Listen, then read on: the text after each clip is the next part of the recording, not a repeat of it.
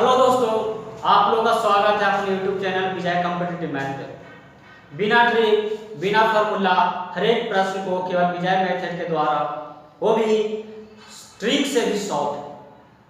दोस्तों, आज हम आप लोग के लिए लेकर आए हैं साधारण ब्याज सिंपल इंटरेस्ट। दोस्तों, आज हम साधारण ब्याज को शुरुआत करने जा रहे हैं और इस चैप्टर को आप लोग को इतना बारीकी से आप लोग बताएंगे कि आपको लगेगा कि ये तो ट्रिक से भी हल्का है। दोस्तों, साधारण ब्याज में जो विजय मेथड के द्वारा जो कॉन्सेप्ट बताया जाएगा उसे यदि आप बारीकी से समझ लेते हैं तो साधारण ब्याज आप कभी भूल नहीं पाएंगे, कभी नहीं। लेकिन इसके लिए आपको बारीकी से समझना जरूरी है।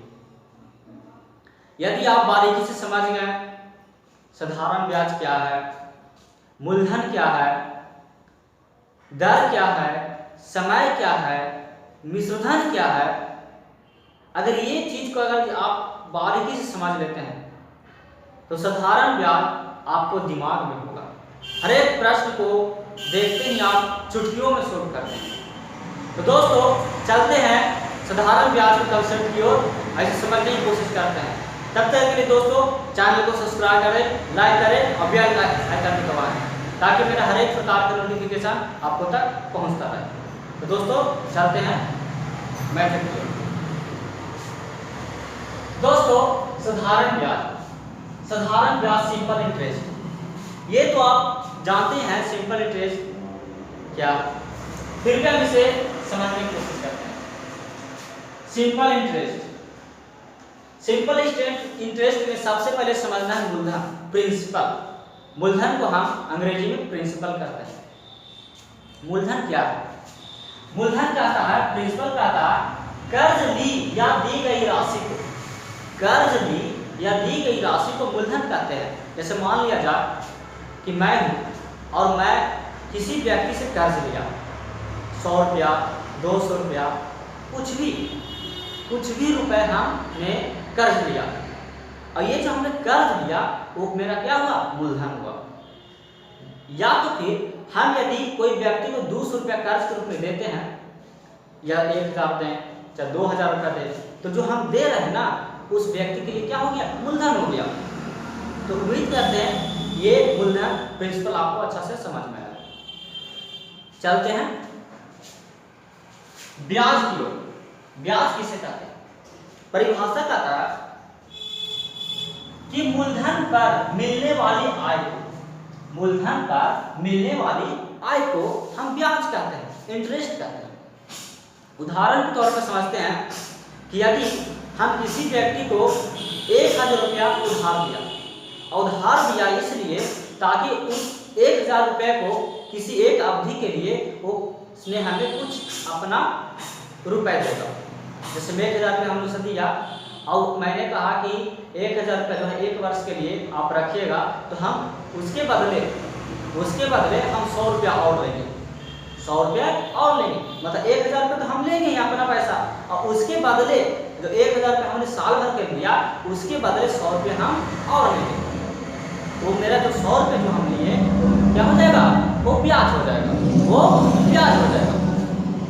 उम्मीद करते हैं ये ब्याज जो आपको समझ में आ गया। चलते हैं आगे। इसके बाद है समय, टाइम। मान लिया जाए कि यदि कोई रुपए यानी मूलधन, कोई रुपए यदि दिया जाए या लिया जाए तो हम उसे मूलधन कहते हैं। तो वो रुपए जो यदि हम एक अवधि के लिए दिया जाए, उस समय के लिए दिया जाए, जैसे हम 1 वर्ष के लिए, जो 1 वर्ष हुआ, एक अवधि जो हुआ वो क्या हो गया? टाइम हो गया।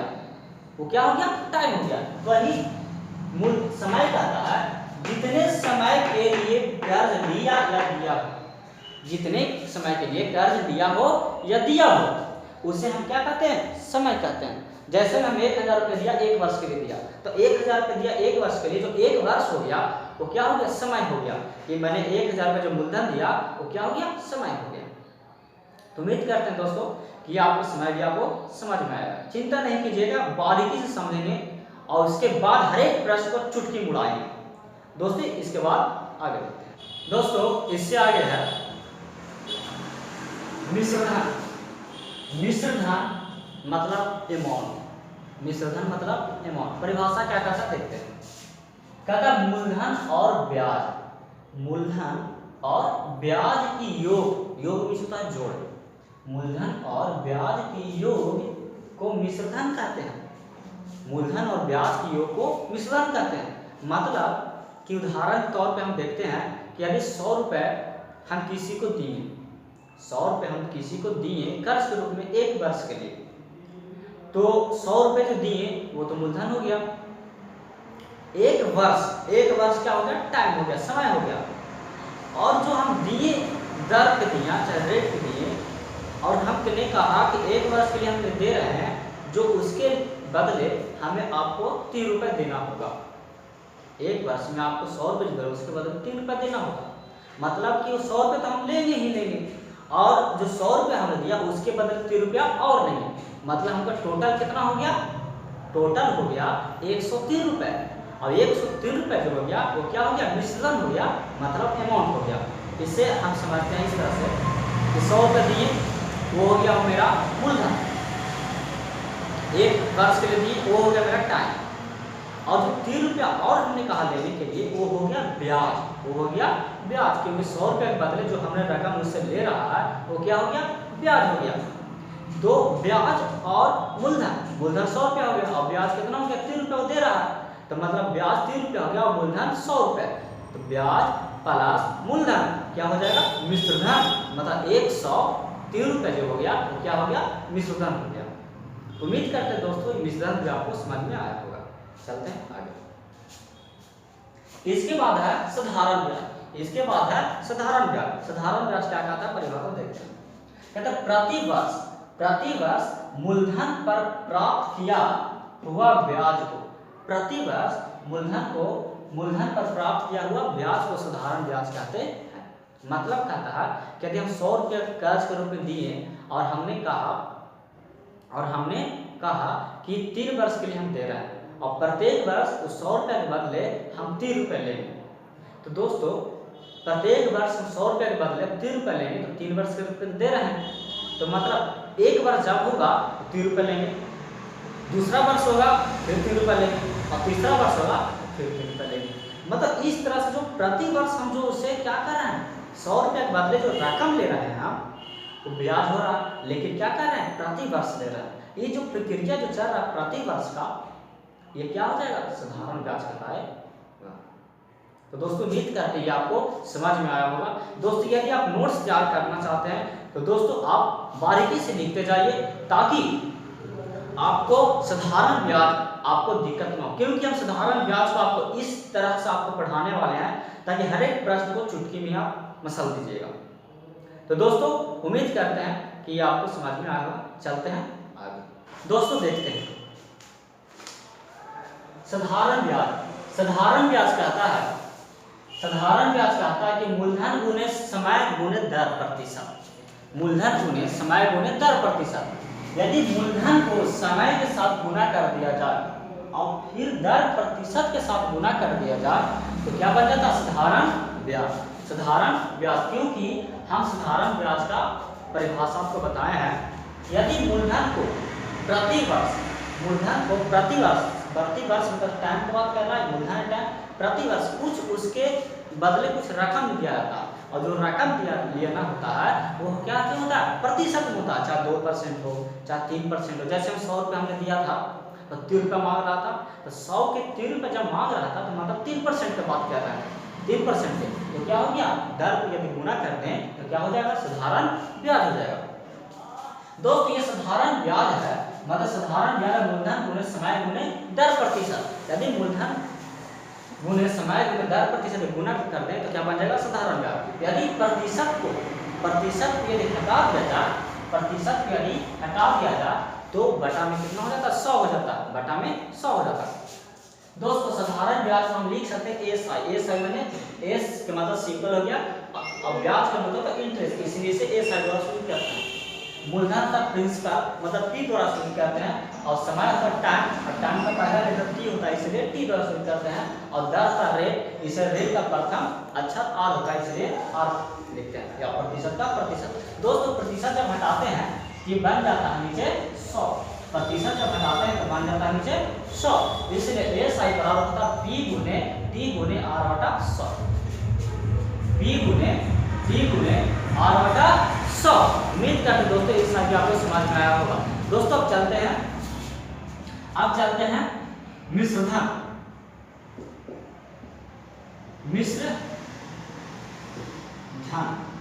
मिश्रधन मतलब अमाउंट। मिश्रधन बराबर होता है मूलधन प्लस ब्याज।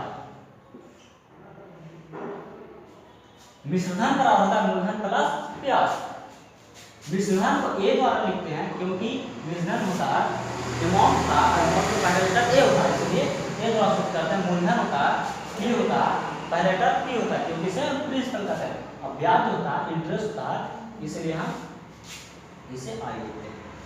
तो दोस्तों उम्मीद करते हैं ये चीज आपको समझ में आया होगा। दोस्तों हम सिर्फ इसे याद नहीं करने का है, हम याद करने नहीं कर रहे हैं क्योंकि याद करने का हम समझ ही नहीं सकते हैं। हम इसलिए बता रहे हैं ताकि ये चीज यदि आप समझ रहे हैं, समझ गए हैं, तो आपको प्रश्न चुटकी में बनाइएगा, चुटकी में।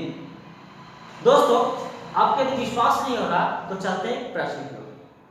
प्रश्न देखते हैं। दोस्तों प्रश्न का था 425 रुपए की राशि, 425 रुपए की राशि किस दर से यहाँ पे गौर करें दोस्तों, दर पूछ रहा है मतलब रेट पूछ रहा है, दर मतलब रेट पूछ रहा है। किस दर से 3 साल में 476 रुपए हो जाएगा, 476 रुपए हो जाएगा।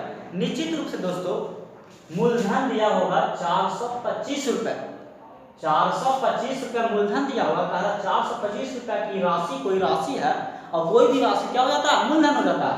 लेकिन किस दर से वृद्धि हुआ, और वृद्धि होकर 3 साल में 476 रुपए हो गया। यहाँ पता चला 425 है, यहाँ 476 मतलब वृद्धि हो गया, ज्यादा हो गया। यहाँ 425 है और 476 है, मतलब 3 साल में क्या हुआ, वो बढ़ गया, 3 साल में बढ़ गया। दोस्तों क्या बढ़ सकता है कि उसमें ब्याज जुटा होगा, ब्याज जुटा होगा, क्योंकि 3 साल की बात कर रहा है, 3 साल के ब्याज जुट जाता है तभी न बढ़ सकता है। और जब बढ़ा मतलब इसमें मूलधन भी है, और बढ़ा कितना है, कामन मतलब मूलधन में ब्याज जुट रहा है, मूलधन में ब्याज जुट रहा है। कब तक, 3 साल तक, और 3 साल तक जुट करके कितना हो गया, 476 रुपया हो गया। मतलब इसमें मूलधन भी है और ब्याज भी है, तो मूलधन और ब्याज दोनों का योग क्या बताए थे, मिश्रधन बताए थे। क्या बताए थे, मिश्रधन। और दर पूछ रहा है। दोस्तों दिया क्या क्या, मूलधन दिया और मिश्रधन दिया और टाइम दिया, दर पूछ रहा है। दोस्तों यहाँ पे गौर से देखेंगे, पी दिया है 425 और ए दिया है अमाउंट दिया है 476। दोस्तों यहाँ पे 425 मूलधन है और मिश्रधन जो दिया है, अमाउंट दिया है 476। मतलब कि यहाँ पर देखिएगा कि कितना ज्यादा है, यहाँ पर ज्यादा ही कितना है, 51 रुपया क्या है, ज्यादा। मतलब ये 51 रुपया ज्यादा क्या है, ब्याज हो गया। 51 रुपया क्या है, ज्यादा ब्याज हो गया। मतलब यहाँ पर है कि मूलधन था 3 वर्ष के लिए क्या कर रहा था, वृद्धि हो रहा, 3 वर्ष तक क्या हुआ, वृद्धि हुआ। अब वृद्धि होकर कितना हो गया, 476। 476 हुआ, मतलब इसमें क्या जुट रहा होगा, ब्याज जुट रहा होगा। अब ब्याज जब जुट रहा तब ना ब्याज और मूलधन जब मिल जाता है क्या बन जाता है, मिश्रधन। इसलिए मिश्रधन बराबर क्या लिखा है, 476, क्योंकि 3 वर्ष तक क्या हुआ, इसमें वृद्धि हुआ, 3 वर्ष तक वृद्धि हुआ। और जब वृद्धि हो गया इसमें ब्याज बढ़ गया, ब्याज क्या हो गया, ऐड हो गया। दोस्तों जब ब्याज ऐड हो गया मतलब मूलधन हो गया और ये मिश्रण हो गया, पता चल रहा है ऑटोमेटिक 51 रुपये क्या होगा, वृद्धि हुआ। 51 रुपये क्या हुआ, वृद्धि हुआ। मतलब इधर में जो वृद्धि हुआ वो क्या है, ब्याज है। क्या है, ब्याज है। मतलब एस आई, मतलब एस आई इंटरेस्ट।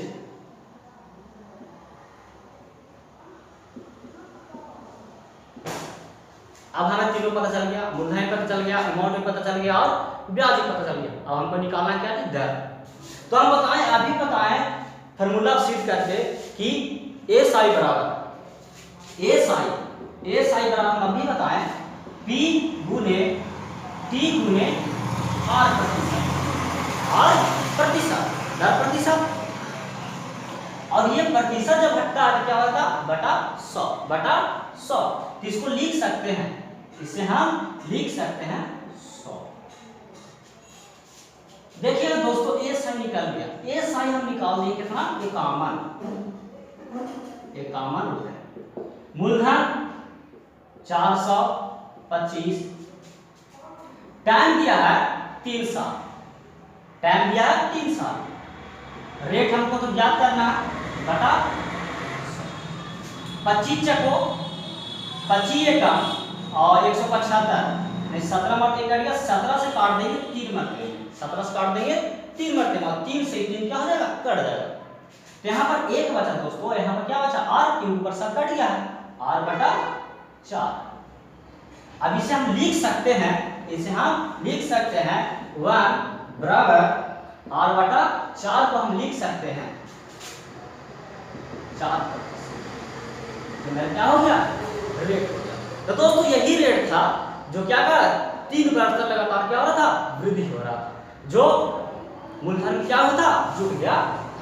तो उसका मूलधन कितना हो गया था, 476। उम्मीद करते हैं दोस्तों कि प्रश्न भी आपको समझ में आया होगा, अच्छा लगा होगा।